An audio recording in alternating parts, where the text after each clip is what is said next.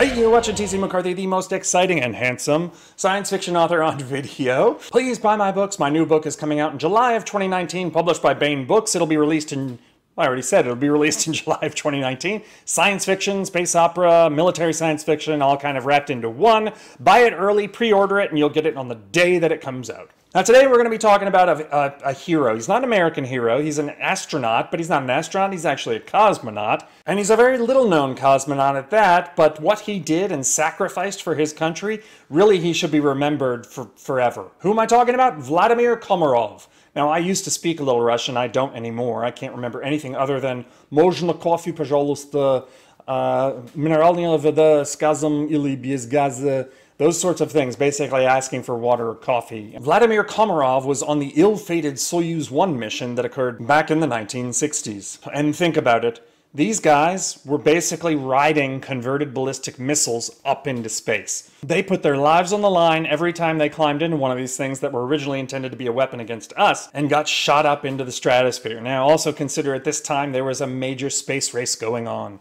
The US and the USSR were locked in a struggle, and this was a virtual reflection of that struggle that involved both sides racing as quickly as they could to be the first to accomplish certain tasks in space. Now at this time, Komarov, who was going to go into Soyuz 1, Yuri Gagarin had been the first Russian cosmonaut to enter space, and he was a Russian hero. He was the figurehead of Russia's space program. Now Soyuz at the time was a new capsule that was under development, and it had been going, like so many of these things do, really, really fast. The Kremlin wanted this thing up there. They were going to basically, in terms of Soyuz 1, what nobody realized is that they were going to send up this craft, Soyuz 1, with Komarov aboard, and then launch Soyuz 2 right on its heels. And the two craft were going to mate up with each other in space. So it was April 23rd, 1967. And Komarov and other cosmonauts were well aware that there were issues with the Soyuz program.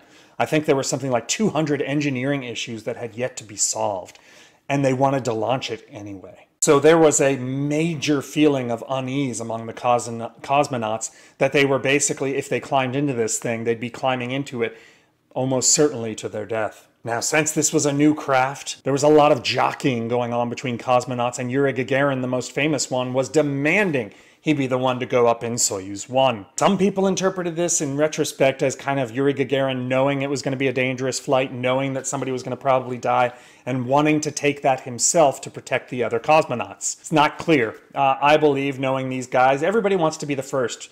Maybe there was some element of that, but I think the pilots are aggressive.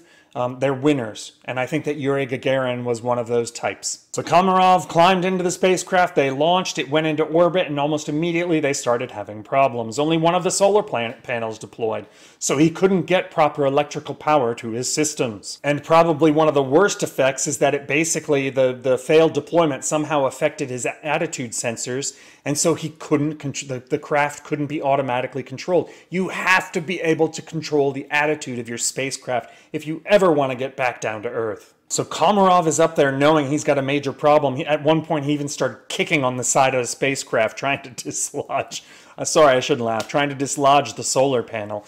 And in the meantime he was consuming fuel to keep the attitude the way it was supposed to be, and suddenly they realized, look, this just isn't going to work. So the Soviets decided it was time to bring the spacecraft down, and that became a huge, huge, huge problem. Basically all the systems that were designed to help with re-entry didn't work the way they were supposed to. He had to, at the end, he had to manually re-enter, and he didn't get the insertion right. You know, if you get the insertion wrong, there are two things that can happen. You can skip off into space and never be seen again, or you can come in too steep and burn up, basically start going too fast and burn up and overcome the heat shields, and you just cook on your way down. Komarov got it a little, not so wrong in either direction, he was just a little bit off. So as he's manually re-entering the atmosphere, there are retrofire engines. There's a program that basically retrofires rockets to control the attitude. And as he started going back down into the atmosphere, the system detected he was a little bit off, and it cut off the they cut off the retro rockets prematurely. Okay, that ended up not being a huge, huge problem. He was still able to re-enter at an angle that was appropriate and wouldn't kill him. But what happened next was impossible for him to overcome. As the thing tumbled through the atmosphere, the different parts of it separated that were supposed to separate. And then finally, the drogue chute was deployed. Now, a drogue chute is basically a small parachute that comes out of your craft and pulls the main big chute out of its container once, at certain speeds. There's supposed to be enough force for that drogue chute to rip out the big main chute and allow it to deploy. That didn't happen. It turns out that engineers who had designed the chute system had never tested this deployment. And the force they calculated would be required to pull out the big chute was actually too low. I think it had to be, I can't remember the exact numbers, but they miscalculated. And so when the drogue chute deployed, the main chute did not. It stayed in its little container. So Komarov, knowing that there was a problem, deployed the backup chute. The backup chute did deploy. However, it got tangled in everything and didn't unfurl properly. It didn't unfurl fully. And so what wound up happening was that you got a screaming hot, fast Soyuz capsule heading toward the ground with an uncompletely open parachute whipping in the wind behind it. And what happened next was horrific. The capsule slammed into the ground, and it slammed into the ground with such force that the entire thing, which I think was about 3 meters long, maybe a little bit longer, flattened into a pancake about the thickness of 70 centimeters.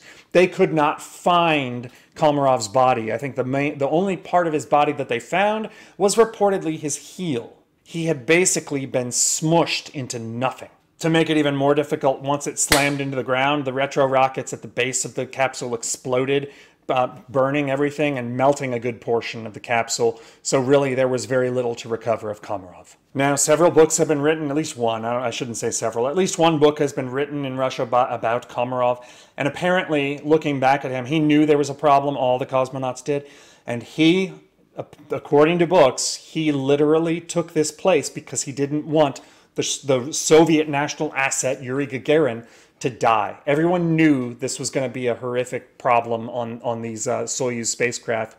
They knew that they were design and engineering problems. There were personality conflicts in the Soviet space program that prevented what needed to happen from happening. But after this accident, I think they got their act in gear. Now, I can't imagine what it's like to be Komarov in the Soviet Union, knowing that it's, your duty to climb into a spacecraft that's going to kill you just so you can save somebody else like Yuri Gagarin. This is somebody who's special. This is somebody who deserves to be remembered. Look, the Soviet Union was communistic. I grew up in a time period where we hated the Soviets. I still do. But the fact is that Komarov was a brave, brave man, and he deserves to be remembered. End transmission. Hey, TC McCarthy here, the most eclectic and entertaining science fiction author on YouTube, maybe even the internet. Thanks for watching this video. I really appreciate you guys tuning in. As usual, buy my books. I've got a new one coming out in July, and I'll have a giveaway coming up soon, so stay tuned for that. Appreciate you subscribing to my channel, and please, please, please, please don't forget to click that little bell icon so that whenever I upload new content, you get notified. Thanks again. See you soon.